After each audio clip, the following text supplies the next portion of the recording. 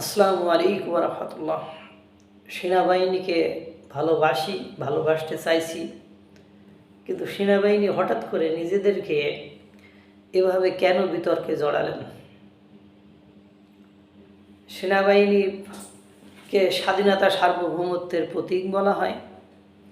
তাদের যে বিচক্ষণতা, তাদের যে দূরদৃষ্টি, তাদের যে কর্মকাণ্ড, সেটাকে আমরা প্রশ্নাতীত রাখতে চেয়েছিলাম, প্রশ্নের ঊর্ধ্বে রাখতে চেয়েছিলাম। যে সব বাহিনী সবাই বিগড়ে গেলেও সেনাবাহিনী একটা বাহিনী যারা স্বাধীনতা সার্বভৌমত্ব রক্ষার জন্য কাজ করে থাকে। এই সেনাবাহিনী ৭১ টিভির ভিডিও ফুটেজে যা দেখলাম, গোপালগঞ্জে সেনাবাহিনী কেন নিজেদেরকে এভাবে সরাসরি বিতর্কে জড়ালেন। ৭১ টিভি সিসি ফুটেজে দেখা গেল সেনাবাহিনী কীভাবে নির্দেশনা দিচ্ছে, কিভাবে গুলি ছুটতেছে, অথচ সেনাবাহিনীকে এর আগে যেভাবে আপনার বলা হয়েছে তাদের গুড়িয়ে দেওয়া হবে, ক্যান্টনমেন্ট গুড়িয়ে দেওয়া হবে, তাদের মানে করা হবে, তা করা হবে, সেনাপ্রধানকে করা হবে, তা করা হবে।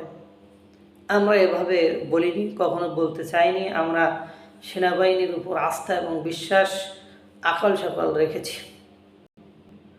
এবং আপনারা দেখেছেন যে গোপালগঞ্জে যে ঘটনা ঘটেছে, কোনো টিভি চ্যানেল, কোনো মিডিয়া একথা বলতে পারে নাই যে গোপালগঞ্জের আওয়ামী লীগ, ছাত্রলীগ, যুবলীগের কেউ ভারী কোনো অস্ত্র ব্যবহার করেছে, বা জুলাই গণঅভ্যুত্থানের সময় যেমন স্নাইপার সহ অস্ত্রশস্ত্রের কথা বর্ণনা হয়েছে, স্নাইপার ব্যবহার সহ আরও অস্ত্রশস্ত্রের ব্যবহারের কথা বলা হয়েছে।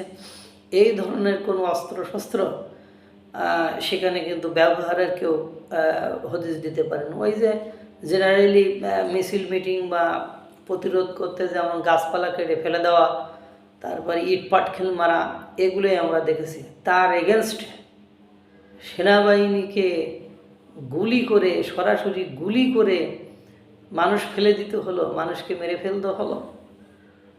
যত বড় সন্ত্রাসী যাই হোক না কেন, মানবাধিকার লঙ্ঘন করার উপায় কি আছে?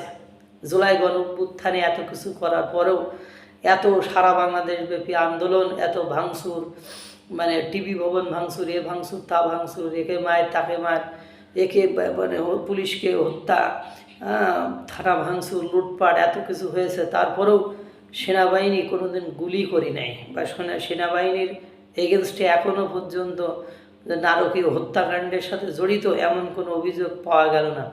গোপালগঞ্জে এমন কী বা হলো যার কারণে গোপালগঞ্জে সেনাবাহিনীকে বিতর্কে জড়াতে হলো এবং সেনাবাহিনীকে সরাসরি গুলি করতে হলো?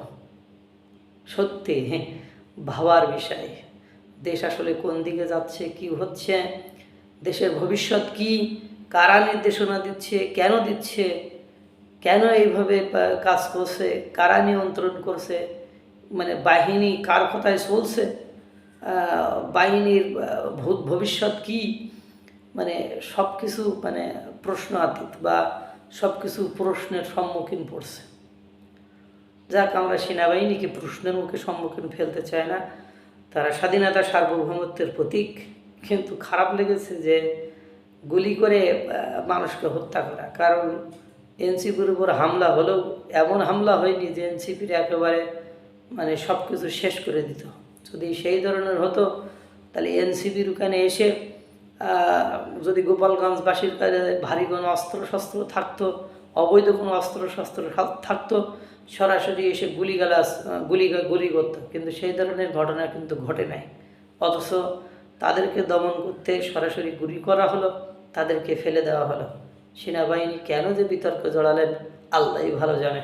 আল্লাহ তাআলা সকলকে ভালো রাখুক, সুস্থ রাখুক। আসসালামু আলাইকুম ওয়া রাহমাতুল্লাহ।